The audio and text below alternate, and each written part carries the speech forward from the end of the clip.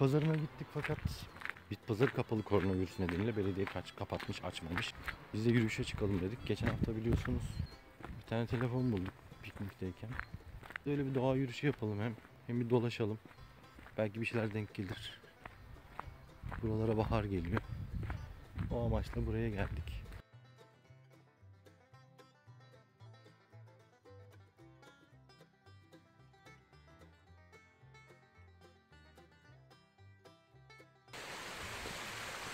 Bakın buradan avcılar geçmiş. Onun haricinde yabani hayvanlar da geçmiş. Ve burası bir trekking bölgesi. İnsanlar hafta sonu burada gelip yürüyüş yapıyorlar. Çok güzel bir parkur. Kışın avcılar da burada av yapıyor. Çok insan hareketinin olduğu bir bölge. Ufak ufak dereler var. Ve onlardan bir tanesi.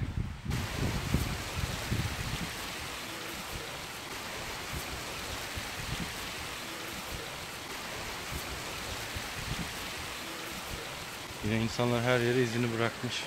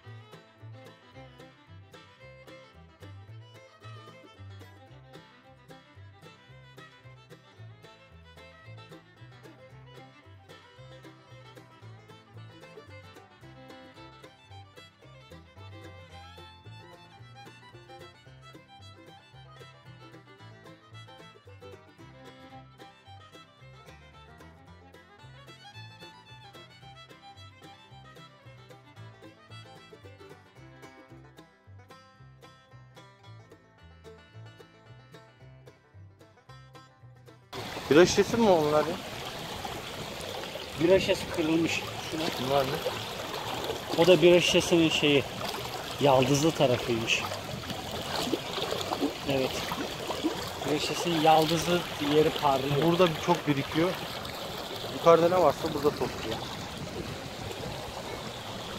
Bak sel gelmiş buraya. Sel gelmiş. Şuradaki siyah şey ne? Şurada. O ne ki?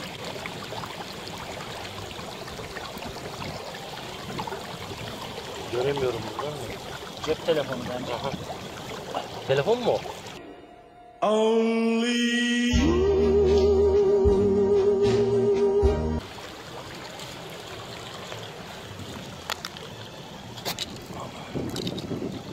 Hala bak telefon.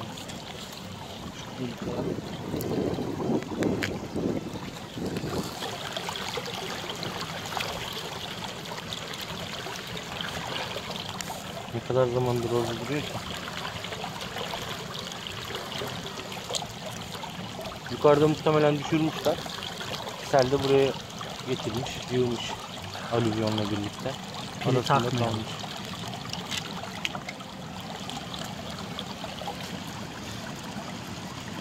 Baba telefon mu? Yürüyüşçüler düşürmüş. Herhalde yukarıda düşürmüşler, selle getirmiş. Şimdi ne zaman? Tam bakarız. İyi şansa. Arkadaşlar şurada bulduk. Büyük ihtimal sel yukarıdan getirdi. Demek aramamız gereken nokta bundan sonra bu tarafta. Merhaba tamir etmeyi sevenler, Tamir Et YouTube kanalına hoş geldiniz. Bu haftaki video konumuz biraz farklı. 2 hafta önce bit pazarına gitmek istedik, babam, kardeşim ve ben. Bit pazarına gittiğimizde kapalı olduğunu gördük. Koronavirüs yüzünden bit pazarı kapalıydı. Devletimizin almış olduğu önlemlerle. Bu arada koronavirüsten bahsetmişken yukarıda information'a bırakıyorum. Koronavirüs videom var. Cep telefonu temizliği ile ilgili bilgi verdim orada. İzlerseniz bir katkım olabilir belki size. Bit pazarına gidemedik dediğim gibi. Biz de doğaya çıktık, biraz dolaştık, güzel manzaralar yakaladık, güzel yerler çektik. Bir telefon bulduk. Bu cep telefonunun restorasyonunu yapacağız arkadaşlar. Restorasyon yapıp sahibini bulmaya çalışacağız.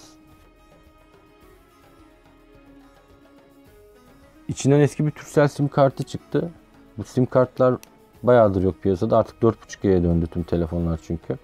Bu da tuşlu bir telefon olduğu için tabi kullanan kişi muhtemelen ihtiyaç duymamış. Bu Nokia C1. Eski bir cep telefonu.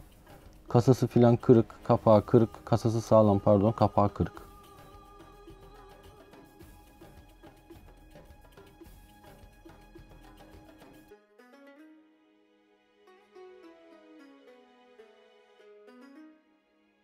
Gitmiş olduğumuz güzergah en sevdiğim güzergahlardan bir tanesi Eskişehir'de yürüyüş anlamında. Avcılar ve trekkingçiler çok kullanıyor.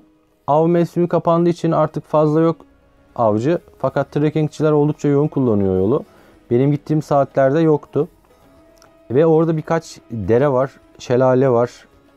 Su hızlı akıyor ve kaygan zeminler var. Çok fazla insan orada eşyasını düşürüyor sulara ve sular alıp götürüyor. Sel oluyor. Kim bilir nerede çıkıyor bir daha o eşya. Bulunuyor, bulunamıyor. Kimi alamıyor. Derin olduğu yerler var. Su buz gibi. Özellikle kışın giderseniz su demir gibi, buz gibi.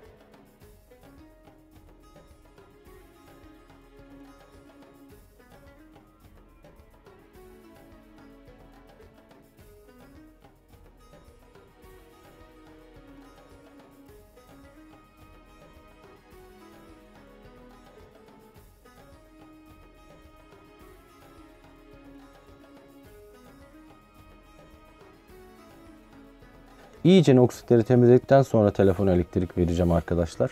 Eski teknoloji bir telefon olduğu için tineri yatırmama fazla gerek yok bunu. Kontak sprey yardımıyla oksitleri temizleyebilirsiniz. Tüm gözeneklere dağılır. Tüm ufak parçalara dağılır o. Yani telefon anakartında fazla bir tahribat yoksa muhtemelen çalışacaktır.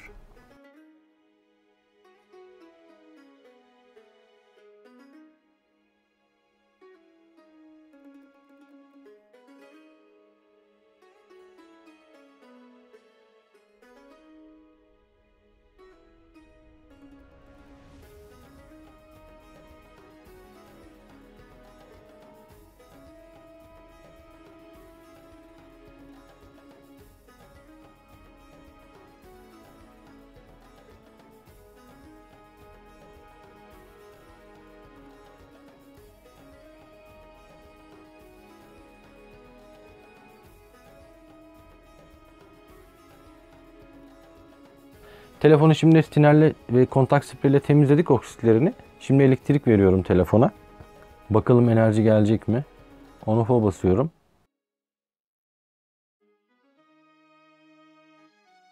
Evet, ekranda evet açıldı telefon arkadaşlar. Nokia'sı geldi.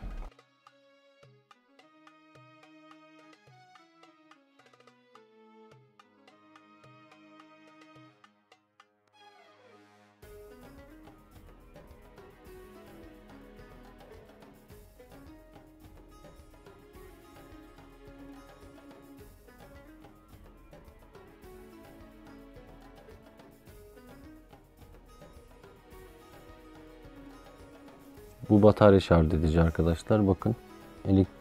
Pil boş. Hiç elektrik yok.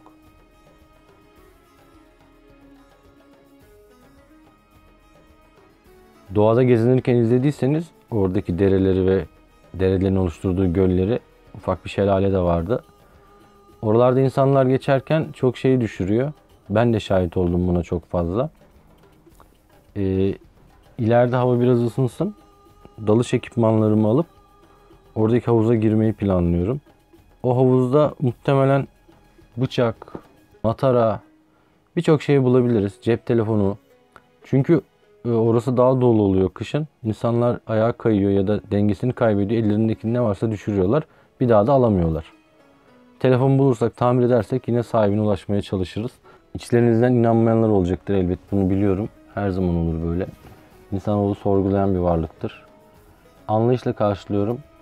Arkadaşlar, yıllarca bir telefon suyun içinde kaldığı zaman çalışabilir. Bunun örnekleri var. Yabancı YouTube kanallarına da bakabilirsiniz.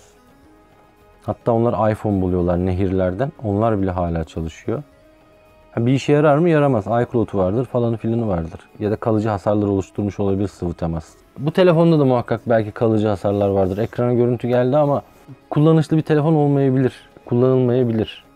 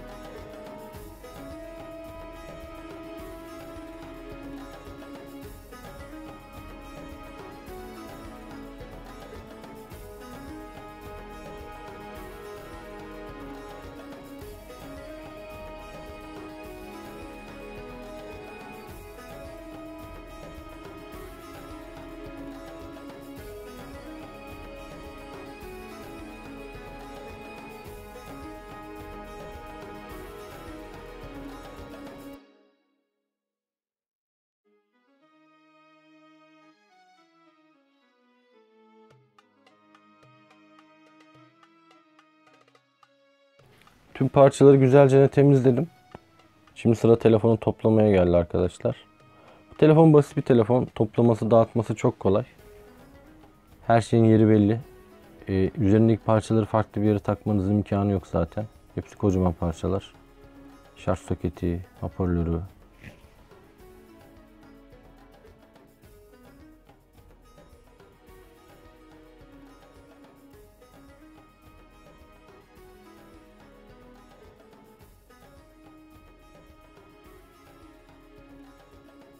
Kapak kırık. Bunun kapağını bulamayabilirim. İnternet araştırdım. Biraz pek bir şey göremedim. Kuvvetli bir yapıştırıcıyla kapağı yapıştırdım. Yapıştırıcı, hızlandırıcı sıkıyorum.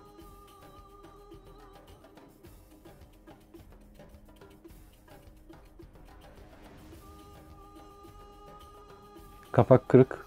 Bunun kapağını bulamayabilirim. İnternet araştırdım. Biraz pek bir şey göremedim.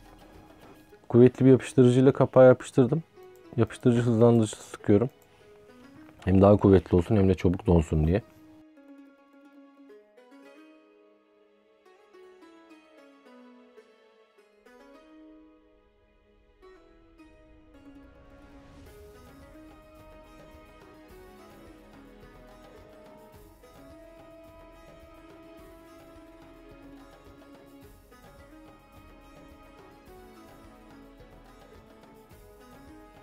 telefonu bir toplayayım şimdi tekrar. Kapağını oturtmaya çalışalım. Kapağı olmadığı için takamadım yeni kapak. Maalesef bulamadım. Eskiden 10 liraya 15 liraya bulunuyordu bunun kapakları ama artık telefonlar kullanılmadığı için, fazla talep olmadığı için üretilmiyor muhtemelen.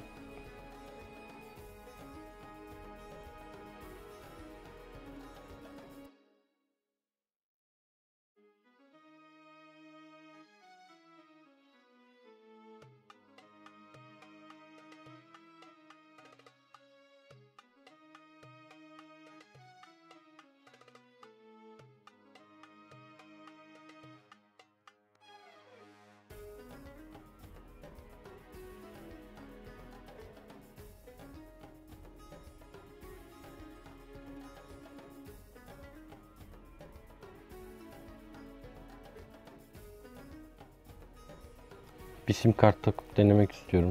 Sim kartımı takmamın hiçbir mahsuru yok. Çünkü ben bu telefonu buldum. Videosu da var bulurken. Çalmadım. Yani polise bildirilmiş olsa bile başım ağrımaz arkadaşlar. Merak etmeyin.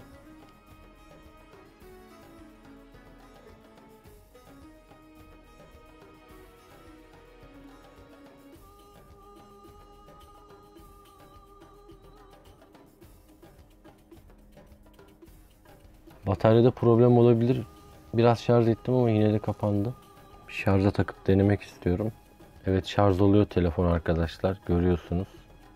O fonksiyonu da çalışıyor işte. Bu videoda telefonun bulunması ayrı bir gün. Telefonun tamiri ayrı bir gün. Telefonun sahibini aranması farklı bir zaman. Ben bunların hepsini birleştirdim. Aynı videoya koydum arkadaşlar. Hepsi farklı zamanlarda oldu. Ama videoda tek zamanmış gibi izleyeceksiniz. Yanılmayın burada. Telefonun sahibini arama videosu yok. Öyle bir şey çekmedim. Çünkü birkaç numara aramak zorunda kaldım. Ulaşamadım. İnsanlar önyargılı davrandı. Niye, ne yapacaksın falan gibi sordular. Sonra adama bir şekilde ulaştık. İstanbul'da yaşayan bir beyefendi. Eskişehir'e geldiğinde yürüyüşe çıkmışlar trekking'e bir grupla.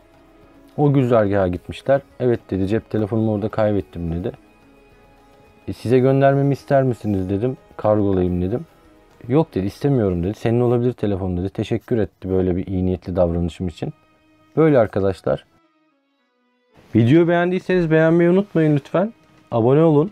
Abone olup bildirimleri de açmayı unutmayın. İzlediğiniz için teşekkür ederim. Kendinize çok iyi bakın. Hoşça kalın.